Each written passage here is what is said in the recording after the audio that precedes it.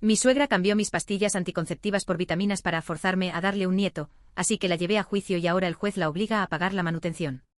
Hola a todos. Llevo casi 2 años en terapia intentando procesar todo esto. Escribirlo aquí, de forma anónima, es mi manera de sacar el veneno que todavía me quema la garganta cada vez que recuerdo lo que pasó. Hay traiciones que te rompen el corazón, pero hay otras que te violan el alma y el cuerpo. Esta es de las segundas. Para que entendáis la magnitud del asco y la devastación que sentí, primero tenéis que entender cómo era la dinámica con mi marido, a quien llamaremos Marcos 30. Yo tengo 28 años. Nos casamos hace 3, ambos con carreras absorbentes y estresantes. Desde el principio fuimos tajantes, no queríamos hijos. Quizás en una década, quizás nunca. Nuestra prioridad éramos nosotros. Voy a ser muy directa porque es el núcleo de esta historia. Nuestra vida sexual no era solo buena, era nuestro pilar de cordura. Nuestro dormitorio era el único lugar del mundo donde podíamos soltar el control. Nos encantaba el sexo crudo, desordenado, de los que te dejan sin aliento y con las piernas temblando. Nos perdíamos el uno en el otro durante horas, dejando las sábanas empapadas. No había barreras entre nosotros, nos corríamos el uno en el otro sin dudarlo, entregándonos de la forma más vulnerable y primitiva posible. ¿Y por qué podíamos hacerlo con tanta libertad mental? Porque mi pastilla anticonceptiva diaria era nuestro escudo.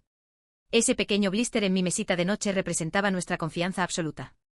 Era nuestro pacto silencioso de que solo seríamos él y yo. Y luego está el cáncer de esta historia, mi suegra, doña Úrsula. Úrsula es de ese tipo de mujeres que se ponen perlas para ir a la panadería y que creen que su apellido tiene peso histórico, aunque no dejen de ser clase media.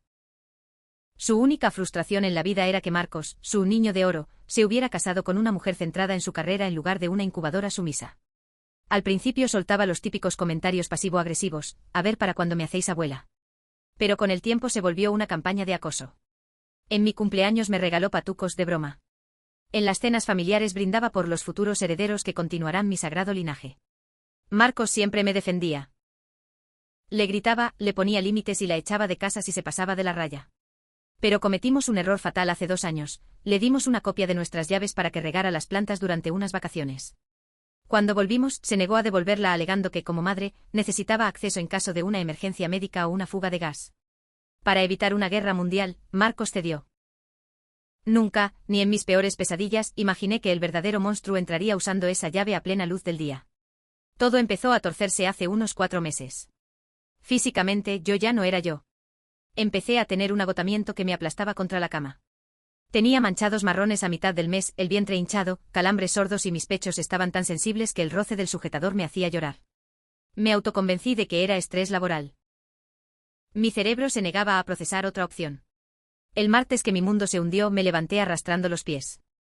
Fui al baño, abrí el cajón y saqué mi blister de pastillas. Al presionar el plástico para sacarla del día, noté algo extraño en la textura. El aluminio de atrás no hizo ese pop limpio y crujiente al romperse. Se sentía pastoso como si estuviera húmedo o ya hubiera estado abierto. Estaba medio dormida, así que no le di importancia, me eché la pastilla a la boca y abrí el grifo para beber agua. Pero el agua tardó un segundo en salir, y la pastilla empezó a deshacerse en mi lengua. Mis anticonceptivas siempre tenían un regusto amargo a tiza química si se deshacían. Esta no, una explosión de sabor a naranja dulce y artificial inundó mi boca. Un sabor inconfundible a caramelo barato. La escupí de golpe en el lavabo blanco. No era polvo blanco. Era un polvillo naranja y brillante. El corazón empezó a latirme en los oídos. Agarré el blister y lo puse bajo el foco del espejo. Lo que vi me cortó la respiración. Alguien había hecho cortes microscópicos en el aluminio de varias casillas, había extraído mis hormonas y había embutido minúsculos pedazos triangulares de otra cosa. Para disimularlo, habían vuelto a pegar el aluminio frotándolo, y en algunas partes había un leve rastro brillante como esmalte de uñas transparente. Puse los pedacitos naranjas en mi mano. Eran pastillas de vitamina C masticables de farmacia, cortadas a la medida exacta con un cúter. Me dejé caer al suelo del baño, temblando incontrolablemente. Me tapé la boca para no gritar. El nivel de premeditación era psicopático. Alguien había entrado en mi casa. Alguien había entrado en mi dormitorio, abierto mi cajón íntimo y manipulado deliberadamente mi biología. Me sentí sucia, observada, violada. ¿El casero? Imposible, no sabía ni mi nombre de pila. ¿Marcos? No. La noche anterior él mismo me había dicho que le aterraba la idea de un embarazo accidental por cómo estaba la economía. Solo había una persona en el mundo con llave de nuestra casa y con el motivo más enfermo posible. Esa mañana me arreglé para ir a trabajar como si nada. No le dije a Marcos una sola palabra. Quería vomitar cada vez que lo miraba, no por él, sino por el asco que me daba su sangre. Necesitaba pruebas irrefutables. Si lanzaba esta acusación sin evidencia, sonaría como una loca paranoica y Úrsula le daría la vuelta a la tortilla para hacerse la víctima. Así que esa misma tarde, desde la oficina, me metí en Amazon. Compré una cámara oculta de alta definición camuflada en un cargador USB de pared con visión nocturna y sensor de movimiento. Pagué el envío express. La trampa estaba lista. Ahora solo tenía que esperar a que la rata volviera a morder el queso. Los 2 días siguientes a descubrir las pastillas naranjas fueron una tortura psicológica. Vivía en mi propia casa como si fuera un territorio hostil. Miraba las paredes, los cajones, las sábanas, todo me daba asco. Sentía que el aire estaba contaminado. Le dije a Marcos que estaba incubando un virus estomacal para justificar mis ojeras y mi silencio, y me quedé trabajando desde casa para recibir el paquete de Amazon a solas. En cuanto llegó, saqué el cargador USB con la cámara oculta. Lo enchufé en el tomacorriente que hay justo frente a mi mesita de noche, apuntando directamente a mi cajón. Sincronicé la aplicación con mi teléfono, comprobé que la lente del tamaño de la cabeza de un alfiler era invisible, y recé. Recé a cualquier dios dispuesto a escucharme para que mi mente estuviera inventando todo esto por el estrés. El jueves por la mañana, Marcos y yo nos fuimos a la oficina como un día cualquiera. Yo estaba frente a mi ordenador, intentando concentrarme en un informe de ventas. A las 11:14 de la mañana, la pantalla de mi teléfono se iluminó boca abajo sobre la mesa, emitiendo una vibración seca. Alerta de movimiento en el dormitorio principal, 11:14. Se me paró el corazón. Sentí un zumbido frío en los oídos y el estómago se me encogió como una pasa. Me levanté de la silla tan rápido que casi la tiro, agarré el móvil y caminé a paso rápido hacia los baños de la oficina. Me encerré en el último cubículo, me senté en la tapa del inodoro y, con las manos temblando tanto que me costaba acertar con el pulgar en la pantalla, abrí la transmisión en directo. La puerta de nuestra habitación se estaba abriendo lentamente. Y ahí estaba ella. Doña Úrsula. No entró a escondidas, mirando a los lados como un ladrón. Entró caminando con la tranquilidad absoluta de quien pasea por su propia cocina. Llevaba su impecable abrigo beige y su bolso de cuero caro. La vi rodear nuestra cama y sentarse justo en mi lado, hundiendo el colchón donde yo dormía, donde Marcos y yo hacíamos el amor, donde éramos vulnerables. Verla ahí sentada ya era una violación a mi intimidad, pero lo que sacó de su bolso me provocó unas náuseas tan violentas que tuve que taparme la boca con las 2 manos para no vomitar en el baño de la oficina. No era una improvisación. Llevaba un maldito neceser preparado, un kit de manualidades psicópata. Abrió mi cajón y sacó mi blister de pastillas. Luego extrajo unas pinzas de depilar de punta finísima, un pequeño bisturí de manualidades, un frasquito de pastillas de vitamina C masticables, previamente cortadas en triángulos milimétricos en su propia casa, y un bote de esmalte de uñas transparente. Con la precisión de un cirujano y una frialdad que me heló la sangre, hizo una incisión minúscula en el aluminio de la pastilla que me tocaba al día siguiente. Con las pinzas extrajo mis hormonas y las guardó en un papelito. Luego introdujo el trocito de vitamina naranja, presionó el aluminio hacia abajo y selló la fisura con una gota de esmalte transparente. Sopló el blister suavemente como si acabara de pintarse las uñas, esperando a que se secara. Repitió el proceso con las pastillas de los siguientes 3 días. Lo hacía por tandas semanales para que, si yo miraba el reverso del plástico a contraluz, no viera todo el mes manipulado de golpe. Estaba viendo a la madre de mi marido profanar mi cuerpo en alta definición. Estaba decidiendo sobre mi útero, mi salud, mi carrera y mi futuro con unas pinzas de depilar. Cuando terminó, guardó su kit macabro, alisó las arrugas que había dejado en mis sábanas, y salió de la habitación apagando la luz. Salí de la oficina corriendo. Le dije a mi jefe que tenía una emergencia médica familiar. Conduje hasta la farmacia más lejana de mi barrio, temblando al volante. Compré 3 pruebas de embarazo diferentes, la de la cruz, la de las líneas rosadas y la digital de las semanas. Quería margen de error 0. Llegué a casa, me encerré en el baño y oriné en los 3 plásticos. Los alineé sobre el mármol del lavabo. Me senté en el suelo frío de baldosas, abrazándome las rodillas. Fueron los 3 minutos más largos, silenciosos y aterradores de toda mi existencia. Cuando la alarma de mi móvil sonó, me levanté despacio. Miré el mármol. Positivo. 2 rayas rojas gruesas. Embarazada, 2 a 3 semanas. No hubo lágrimas de alegría. No sentí la magia de la vida crecer dentro de mí. Sentí que era un rehén. Mi cuerpo ya no me pertenecía, se había convertido en una maceta donde esa mujer había plantado su maldita obsesión a la fuerza. Me ovillé en el suelo, pegué la frente contra las baldosas y lloré hasta quedarme sin saliva. Marcos llegó a casa cerca de las 7 de la tarde. La casa estaba completamente a oscuras. Me encontró sentada en el sofá del salón, en silencio, mirando a la pared. Mi amor. ¿Por qué estás a oscuras? Preguntó, dejando las llaves en la entrada. Al encender la lámpara y ver mi cara pálida y mis ojos hinchados, tiró el maletín al suelo y corrió hacia mí. ¿Qué pasa? ¿Estás enferma? ¿Qué te ha dicho el médico? Sin decir una sola palabra, levanté la mano temblorosa y señalé la mesa de centro. Bajo la luz amarillenta de la lámpara, descansaban las 3 pruebas de embarazo alineadas. Marcos se detuvo en seco. Se quedó petrificado, mirando los plásticos como si fueran explosivos. Su rostro pasó de la preocupación a la confusión, y luego al shock absoluto. Se dejó caer de rodillas frente a la mesa, respirando de forma entrecortada. Dios mío. Se pasó las manos por el pelo, abrumado, pero al instante su instinto protector tomó el mando. Me miró a los ojos, agarrándome las manos. Cariño, mírame. Respira. Tú tomabas la pastilla, yo te veía tomarla. Somos ese maldito 1% que falla. Joder, sé que estamos aterrorizados, sé que no lo queríamos ahora, pero te juro por mi vida que lo haremos funcionar. Estamos juntos en esto. Su bondad, su intento de consolarme asumiendo que era un fallo de la biología, me rompió el corazón aún más. Tragué saliva, sintiendo que la garganta me sangraba. No fue un accidente, Marcos, dije. Mi voz sonó muerta, metálica. Vacía.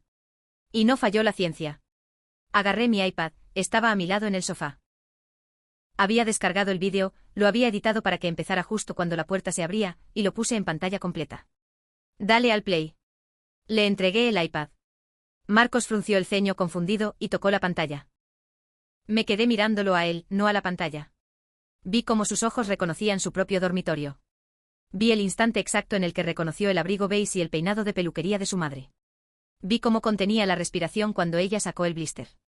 Y vi su alma fracturarse en tiempo real cuando ella empezó a usar el bisturí. El silencio en el salón era sepulcral. Solo se escuchaba el sonido de la respiración acelerada de Marcos, que cada vez era más errática. Cuando el vídeo terminó, sus manos temblaban tanto que el iPad casi se le cae de las manos. Lo dejó sobre la mesa. No intentó racionalizarlo. No dijo tiene que haber una explicación. La traición era demasiado nítida. Se tapó la boca con las 2 manos y el sonido que salió de su garganta no fue un llanto normal, fue el aullido ahogado de un animal herido. Un sollozo desgarrador, gutural, lleno de pura agonía y de la vergüenza más profunda que he visto en un ser humano. La mujer que lo crió, la que decía amarle por encima de todo, los había tratado como ganado. Nos había utilizado como simples recipientes de cría para su ego. Se giró hacia mí, me rodeó con sus brazos y hundió la cara en mi pecho, llorando como un niño pequeño. Me apretó con tanta fuerza que me dolieron las costillas, pidiéndome perdón entre sollozos ininteligibles por algo que él no había hecho. Yo le devolví el abrazo, acariciándole el pelo y llorando con él. En ese abrazo entendí que aunque el bebé crecía en mí, Marcos era igual de víctima. Le habían arrancado a su madre de la forma más cruel posible. Estuvimos así, rotos en el sofá, durante casi 1 hora. Cuando Marcos por fin levantó la cabeza, sus ojos estaban inyectados en sangre. Pero la tristeza se había evaporado. Lo que brillaba ahora en su mirada era un odio glacial, oscuro y calculador que nunca le había visto en los 10 años que llevábamos conociéndonos. Se secó las lágrimas con el dorso de la mano, agarró mi cara con suavidad y me habló con una voz ronca pero aterradoramente firme. No le vas a coger el teléfono. No le vas a contestar los mensajes. Ella para nosotros ha muerto hoy. Y mañana a primera hora, cariño, vamos a buscar al abogado más cabrón y despiadado de toda esta ciudad. Le voy a quitar hasta el último céntimo. La mañana siguiente al descubrimiento me desperté sintiendo que había sido atropellada. No había pegado ojo. Me pasé la noche en vela, mirando el techo sintiendo un nudo de terror en el estómago al ser consciente de que había una vida empezando a formarse dentro de mí sin mi consentimiento. Marcos tampoco durmió. Cuando amaneció lo encontré en la cocina, ya vestido con su traje, mirando al vacío con una taza de café intacta entre las manos. Su rostro había envejecido 5 años en una sola noche. He pedido el día libre en el trabajo para los 2. Me dijo con esa misma voz fría y desconectada del día anterior. A las 10 tenemos cita con Silvia. Es socia mayoritaria en un bufete especializado en Derecho Civil y Daños. Fue profesora mía en un seminario hace años. Es un bulldog. Le pregunté si no sería mejor enfrentarnos a su madre primero, gritarle, exigirle una explicación, tirarle las pruebas a la cara. Marcos negó con la cabeza lentamente, mirándome con una lucidez que me asustó. Si vamos a su casa a gritarle, llorará. Dirá que lo hizo por amor, que estamos exagerando, que es nuestro destino. Se hará la víctima con toda la familia e intentará manipularnos. Y lo peor, sabrá que lo sabemos y destruirá las llaves, el neceser y cualquier otra prueba. No, cariño. A los monstruos no se les avisa de que vas a por ellos. Se les dispara desde lejos. A las 10:15 estábamos sentados en un despacho acristalado y frío en el centro de la ciudad. Silvia, la abogada, era una mujer de unos 50 años, de mirada afilada y postura impecable. Escuchó nuestra historia inicial con la típica expresión neutral de quien ha visto los peores trapos sucios de 100 familias. Pero cuando Marcos sacó el iPad, lo puso sobre su mesa de caoba y le dio al play al vídeo de la cámara oculta, el ambiente en la sala cambió por completo. Vi a Silvia, una profesional endurecida, abrir los ojos de par en par. Se inclinó hacia la pantalla. Vio las pinzas. Vio el bisturí. Vio el esmalte de uñas. Cuando el vídeo terminó, se hizo un silencio tan denso en el despacho que podíamos escuchar el zumbido del aire acondicionado. Silvia se recostó en su silla de cuero, se quitó las gafas y nos miró. Ya no era una abogada escuchando un drama familiar, era un depredador que acababa de oler sangre fresca. Lo que tenéis aquí, empezó Silvia, señalando el iPad con la punta de las gafas, no es una simple intromisión familiar. Esta mujer ha cruzado una línea legal masiva. Manipular medicamentos recetados a escondidas es un delito grave. Pero además tenemos un caso civil de libro por coerción reproductiva, asalto físico, al alterar tu cuerpo sin tu consentimiento y daños morales intencionados. Nos explicó la estrategia. Podíamos ir por la vía penal para intentar meterla en la cárcel, pero los procesos penales son lentos, agotadores para una mujer embarazada, y a menudo los jueces son benevolentes con mujeres mayores sin antecedentes, dejándolo en multas o libertad condicional. Si queréis destruirla de verdad, si queréis que pague por el resto de su vida por lo que os ha robado, la vamos a asfixiar por la vía civil, dijo Silvia, apoyando los codos en la mesa. Vamos a demandarla por el coste íntegro de la crianza de este niño. Calcularemos la manutención mensual, los gastos médicos, el parto, la terapia psicológica de ambos y los pañales hasta que el niño cumpla 18 años. La vamos a demandar por cientos de miles de euros en concepto de daños y perjuicios derivados de un fraude intencionado. Marcos y yo nos miramos. Un escalofrío me recorrió la espalda. Era una justicia poética, oscura y absolutamente devastadora. Firmamos los poderes allí mismo. Le entregamos a Silvia las grabaciones completas, el blister original manipulado, que la abogada selló en una bolsa de pruebas como si fuera la escena de un crimen, y mi historial médico confirmando el embarazo. El único requisito que nos impuso Silvia fue el más difícil de todos: teníamos que actuar con total normalidad hasta que la demanda estuviera redactada y presentada en el juzgado. No podíamos levantar sospechas. Úrsula tenía que seguir creyendo que su plan maestro estaba funcionando a la perfección. Fueron las 3 semanas más agónicas de mi vida. Mientras yo lidiaba con las náuseas matutinas y el pánico a mi propio cuerpo, Marcos tuvo que mantener la fachada. Tuvo que responder a los mensajes diarios de su madre con su tono habitual. Sí, mamá, todo bien por aquí. Gracias por pasarte a regar las plantas el otro día. Cada vez que él le enviaba un mensaje con un emoji sonriente, veía cómo se le tensaba la mandíbula hasta casi crujirle los dientes. Yo fingía seguir tomándome las pastillas. Cada mañana iba al baño, sacaba una de las falsas vitaminas naranjas y la tiraba por el inodoro, dejando el blister vacío en la papelera para que si la rata volvía a entrar en nuestra casa a fisgonear, viera que me estaba tomando su medicina. Cambiamos la cerradura de casa en secreto, pero dejamos la puerta antigua intacta por fuera. Le dijimos al portero del edificio que si la veía, le dijera que no estábamos. Vivíamos atrincherados, esperando que el equipo legal terminara de afilar la guillotina. Hasta que un martes por la tarde, casi un mes después del descubrimiento, recibimos el correo de Silvia. Asunto: demanda admitida a trámite. Notificación enviada. La bomba acababa de ser soltada. El miércoles a las 18:30, el teléfono de Marcos empezó a vibrar sobre la encimera de la cocina. Era ella. Vibró una vez, se apagó. Volvió a vibrar a los 10 segundos. Luego otra vez. A la 4ª llamada consecutiva, empezó a entrar un aluvión de mensajes de texto y audios de WhatsApp. La notificación judicial acababa de llegar a su puerta mediante un mensajero certificado. La bomba había explotado. Marcos no cogió el teléfono. Se sirvió un vaso de agua, se apoyó en la encimera y miró la pantalla iluminarse una y otra vez con una frialdad que me puso los pelos de punta. Silenció el móvil y lo metió en un cajón. Siguiendo las instrucciones de Silvia, nuestra abogada, iniciamos el contacto cero absoluto. Bloqueamos su número, el de mi suegro, que aún no sabía nada de la historia completa, y nuestras redes sociales. Dejamos que se ahogara en su propia histeria, sola en su casa, leyendo un documento legal de 40 páginas que detallaba cada uno de sus delitos y la suma astronómica que le exigíamos. Pasaron los meses. Mi embarazo avanzaba, y con él, mi terapia. Vomitaba a diario, mi cuerpo cambiaba en contra de mi voluntad, pero el odio y las ganas de justicia me mantenían en pie. Finalmente llegó el día de la vista preliminar en el juzgado civil. El ambiente en los pasillos era tenso. Cuando llegamos con Silvia, Úrsula ya estaba allí, acompañada de un abogado de oficio que tenía cara de querer estar en cualquier otro lugar del planeta. Llevaba un pañuelo de seda en el cuello y fingía secarse lágrimas inexistentes. En cuanto vio a Marcos, intentó abalanzarse sobre él, sollozando a gritos. «Hijo mío. Mi niño. Por favor, dile a esta mujer que retire esta locura. Sabes que yo solo lo hice por amor por nuestro linaje. Un bebé es una bendición». Marcos ni siquiera parpadeó.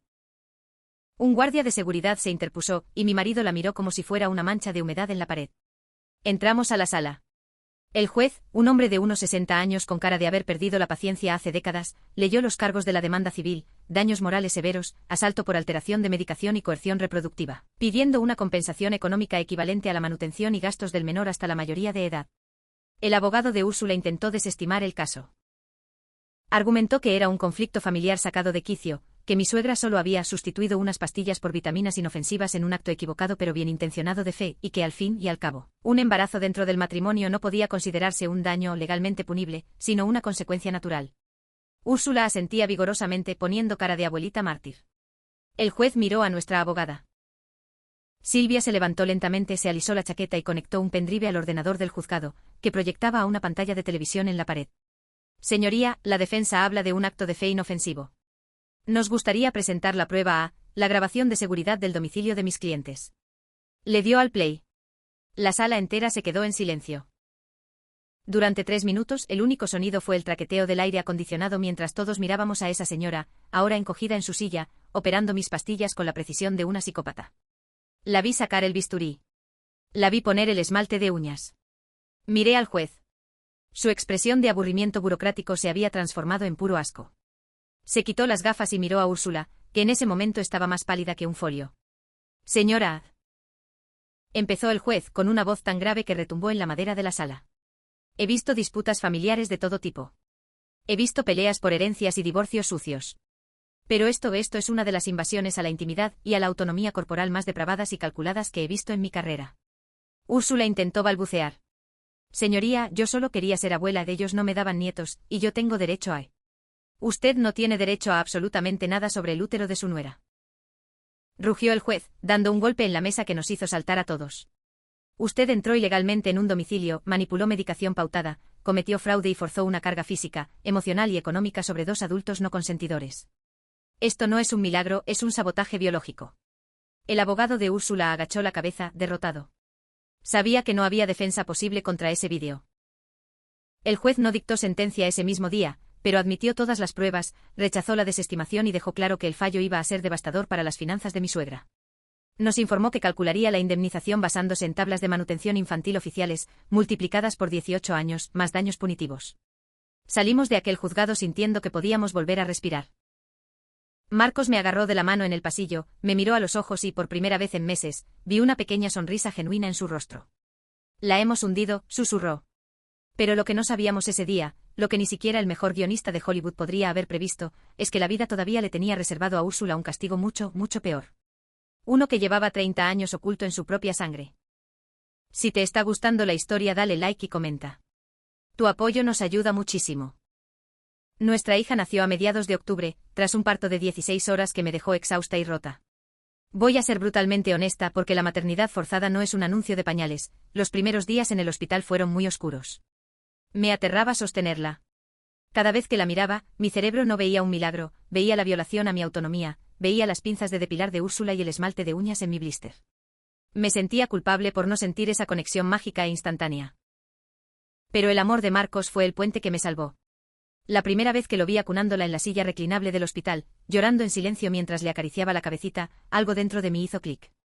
El trauma empezó a ceder espacio a un instinto protector feroz, casi animal. Era nuestra niña. Era mitad él y mitad yo. Y la íbamos a proteger del mundo entero, empezando por su abuela.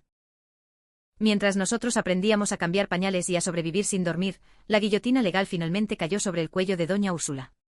El juez dictó la sentencia definitiva. Como no podía obligarla a pagar una pensión alimenticia, tradicional por no ser la madre biológica, utilizó la figura de daños y perjuicios continuados por fraude, coerción reproductiva y asalto físico. El fallo fue una obra de arte destructiva. El juez calculó el coste estimado de criar a un niño hasta los 18 años, colegio, ropa, alimentación, le sumó los gastos médicos íntegros de mi parto, mis sesiones de terapia semanales y una sanción punitiva masiva por la premeditación del delito. El resultado fue una orden de embargo implacable. Úrsula tenía que pagarnos una cantidad mensual altísima que básicamente le iba a succionar casi toda su pensión, sus inversiones y sus ahorros hasta que nuestra hija fuera a la universidad. Para una mujer de clase media alta obsesionada con las apariencias, quitarle su dinero y su estatus era peor que meterla en prisión. La dejamos seca. Pero los narcisistas de manual nunca caen sin intentar arrastrar a alguien a los infiernos con ellos. Un par de meses después de la sentencia, recibimos una nueva notificación urgente del juzgado. Úrsula, desesperada por salvar su dinero y con el ego fracturado, había contratado a un abogado nuevo y había presentado un recurso absolutamente asqueroso exigiendo una prueba de paternidad por ADN y un estudio de linaje. Su argumento oficial ante la corte era veneno puro. Presentó un escrito afirmando que Marcos, a los 12 años, tuvo un episodio grave de paperas y que un pediatra había advertido que podría sufrir infertilidad en el futuro. Según la retorcida narrativa de mi suegra, yo era una zorra infiel que me había quedado embarazada de un amante para atrapar a su hijo. Argumentaba que ella solo había intentado ayudar a la naturaleza cambiando las pastillas, pero que el bebé era un bastardo. Por lo tanto, exigía que se anulara la indemnización millonaria porque mi hija no llevaba la sagrada sangre de la familia de su marido. Cuando Marcos leyó ese documento, tiró una silla contra la pared del salón. Estuvo a punto de coger el coche e ir a quemarle la casa. Fue Silvia, nuestra abogada tiburón, quien nos frenó en seco en su despacho. «Dejad que se haga la prueba», nos dijo Silvia, recostándose en su silla con una sonrisa helada. El juez la ha admitido a trámite única y exclusivamente para cerrar cualquier vía de apelación futura y que esta señora no vuelva a molestaros jamás. Cuando salga que Marcos es el padre, voy a pedir que le embarguen hasta la cubertería de plata por perjurio y difamación. Así que pasamos por el aro. Fuimos a la clínica designada por el juzgado. Nos hicieron hisopados bucales a los tres. Como parte del protocolo exhaustivo que había exigido la propia Úrsula para demostrar la pureza de su linaje, el juzgado ordenó cruzar los datos genéticos de la niña con el perfil de Marcos y con los historiales médicos familiares completos, que Úrsula aportó orgullosísima, incluyendo los análisis de sangre y genéticos de su marido, mi suegro, extraídos de un antiguo seguro de salud privado. Un mes después, nos citaron a todos en el juzgado para la lectura de los resultados. El ambiente en la sala cortaba la respiración. Úrsula estaba sentada en la mesa de enfrente con una postura altiva, el mentón levantado y mirando a mi hija, que dormía plácidamente en mi pecho en su mochila portabebés, con una mueca de asco indisimulado. Estaba convencidísima de que acababa de desenmascararme frente al mundo y que se iba a ir a casa con su cuenta bancaria intacta. El juez le hizo una señal al perito médico del laboratorio estatal para que abriera el sobresellado. El hombre aclaró la garganta, ajustó sus gafas y leyó el primer folio.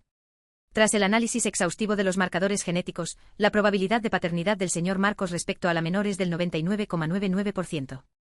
Es el padre biológico irrefutable. Solté un suspiro tembloroso que no sabía que estaba conteniendo. Marcos me apretó la rodilla bajo la mesa. Úrsula se puso roja de ira, golpeó la mesa con la palma de la mano y empezó a balbucear que los laboratorios estaban comprados por nuestra abogada, que era médicamente imposible. Pero el perito no había terminado.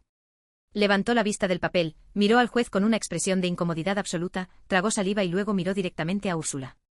Sin embargo, señoría, hay una anomalía extrema en los marcadores genéticos cruzados que la demandada exigió incluir explícitamente en el estudio de linaje ampliado. El juez frunció el ceño, apoyando los codos en su estrado. ¿Qué clase de anomalía, doctor? El médico volvió a mirar los papeles como si no pudiera creer lo que estaba a punto de decir. Al cruzar el ADN del señor Marcos con el perfil genético paterno aportado por la señora Úrsula, no hay coincidencia biológica. El señor Marcos comparte el 50% de su ADN con su madre aquí presente. Pero comparte un 0% de ADN con su padre legal. Genéticamente hablando, el marido de la señora Úrsula no tiene ningún vínculo biológico con el señor Marcos. La sala entera experimentó un silencio tan profundo, tan abrumador y tan pesado que sentí que la presión me iba a estallar en los tímpanos. Ni siquiera el bebé hizo un ruido. Giré la cabeza hacia Úrsula en cámara lenta. La mujer que había destruido mi paz mental, que había invadido mi casa y manipulado mi biología para continuar el linaje puro de su ilustre apellido, la que me había llamado ramera frente a un juez y había exigido pruebas de paternidad, acababa de ser desnudada por la ciencia. Hace 31 años, doña Úrsula había abierto las piernas para otro hombre que no era su marido. Marcos era el fruto de una aventura. El famosísimo y sagrado linaje familiar, por el que había cometido delitos penales y arruinado su vida, sencillamente no existía. Su adorado y perfecto hijo único era hijo de un amante. Y ella, con su arrogancia, había aportado las pruebas médicas que detonaron su propia mentira, mantenida durante 3 décadas. Marcos soltó mi rodilla. Estaba rígido, pálido como un cadáver, con los ojos clavados en la mujer que le había mentido sobre su propia identidad desde el día en que nació. Su mundo acababa de fracturarse por segunda vez en menos de un año. Úrsula no lloró esta vez. No montó un espectáculo. Simplemente se derrumbó sobre el respaldo de su silla. Empezó a hiperventilar con los ojos desorbitados y la boca abierta, incapaz de emitir un solo sonido. El terror absoluto se apoderó de su cara. En ese preciso instante Úrsula se dio cuenta de que al intentar ahorrarse el dinero de la indemnización, acababa de apretar el botón nuclear que destruiría su propio matrimonio, su estatus social y su vida entera. Han pasado casi 3 años desde aquel día en el juzgado. Si alguna vez os habéis preguntado cómo suena el colapso absoluto de la vida de una persona, os aseguro que no es un estruendo de cristales rotos, es un silencio asfixiante y húmedo. Ese fue el silencio que llenó la sala cuando Úrsula se dio cuenta de que acababa de detonar una bomba nuclear sobre su propia vida. El juez ni siquiera tuvo que deliberar mucho más. Rechazó la apelación de mi suegra con un desprecio palpable, ordenó que los resultados de la prueba se adjuntaran al expediente oficial y nos permitió marcharnos. Mientras salíamos vi por el rabillo del ojo a Úrsula, todavía sentada, incapaz de levantarse, con la mirada perdida y temblando como si tuviera hipotermia. Su abogado estaba recogiendo sus papeles, visiblemente asqueado, sin dirigirle la palabra. Pero el verdadero infierno de Úrsula no empezó en el juzgado. Empezó cuando tuvimos que llevar esa onda expansiva a nuestra familia. Marcos, con el corazón roto por segunda vez y una crisis de identidad aplastante, tuvo que hacer la tarea más dolorosa de su vida. Me dejó en casa con la niña, se subió al coche y condujo en silencio hasta la casa de sus padres. La casa en la que creció. Entró con su copia de la llave y encontró a su padre, Arturo, leyendo en su sillón del salón. Arturo es un hombre bueno, un tipo tranquilo que le había enseñado a montar en bicicleta, que le había pagado la carrera y que lo amaba incondicionalmente. Marcos se sentó frente a él, sacó el informe sellado del laboratorio estatal y se lo entregó sin decir una palabra. Arturo leyó el documento. Marcos me contó después que su padre leyó la página de los porcentajes 3 veces. No gritó. No rompió ninguna lámpara. Simplemente se quitó las gafas de lectura, se frotó los ojos cansados y envejeció 10 años en un minuto. Lloró en silencio con lágrimas gruesas que le caían por las mejillas, asimilando que la mujer con la que dormía llevaba 31 años mirándole a la cara sabiendo que el hijo que criaban era de otro hombre. Años después nos enteraríamos de que Úrsula había tenido una aventura de 3 meses con un contable en un congreso. Se quedó embarazada, entró en pánico por perder el nivel de vida que le daba Arturo, y se lo endosó sin pestañear. Pasó décadas escudándose bajo la bandera del sagrado linaje familiar y la sangre pura, para tapar su propia basura. La hipocresía era tan monstruosa que daba vértigo. Esa misma tarde, mientras Úrsula seguía reunida con sus abogados intentando frenar lo inminente, Arturo subió al dormitorio principal. Sacó todas las maletas de diseño de Úrsula y las llenó con su ropa a puñados, sin doblar, arrugando sus vestidos caros. Las sacó al porche delantero. Y llamó a un cerrajero de urgencia. Qué ironía, ¿verdad? Ella, que tanto justificó usar su llave para invadir mi intimidad y destrozar mi paz, llegó esa noche a su casa para descubrir que su propia llave ya no giraba en la cerradura. El divorcio fue una carnicería fría y despiadada. Arturo demostró el fraude matrimonial y cortó todos los lazos financieros. La sacó de su testamento, vendió la casa familiar y le dio exactamente lo mínimo que la ley exigía, que tras pagar las costas de los abogados, no era casi nada. Pero lo más hermoso en medio de toda esta destrucción fue la conversación que Arturo tuvo con Marcos aquel día en el salón. Cuando Marcos, llorando, le pidió perdón por no ser su hijo, Arturo se levantó, lo agarró por los hombros y lo abrazó con una fuerza desesperada. Tú eres mi hijo, le dijo con la voz rota. Yo te enseñé a caminar. Yo te curé las rodillas. Yo te amo. Un puto papel de laboratorio de tu madre no va a borrar 30 años de mi paternidad. A día de hoy, Arturo es un abuelo maravilloso y presente para nuestra hija. Su relación con Marcos es más fuerte, más honesta y más profunda que nunca. ¿Y qué fue de doña Úrsula? La mujer que vestía perlas para ir al supermercado y miraba a todos por encima del hombro, ahora vive en un apartamento de alquiler minúsculo de una sola habitación en un barrio periférico que ella antes habría despreciado.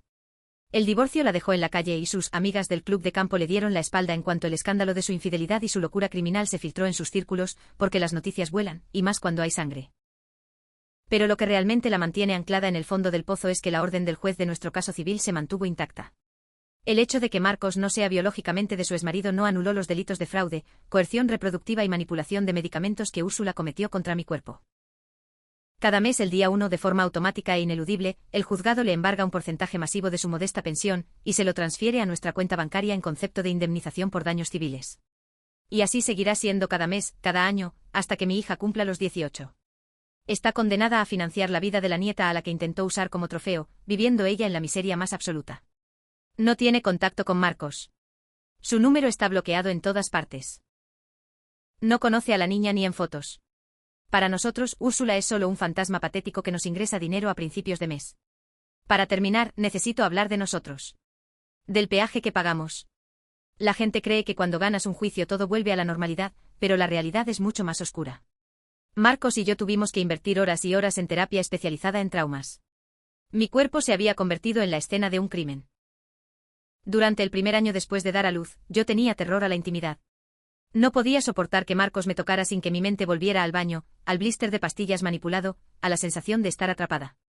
Nuestra vida sexual, que antes era nuestro refugio salvaje y libre, murió por completo. Me sentía rota. Lloraba en la ducha sintiendo que nunca volvería a ser yo misma. Pero Marcos fue mi ancla.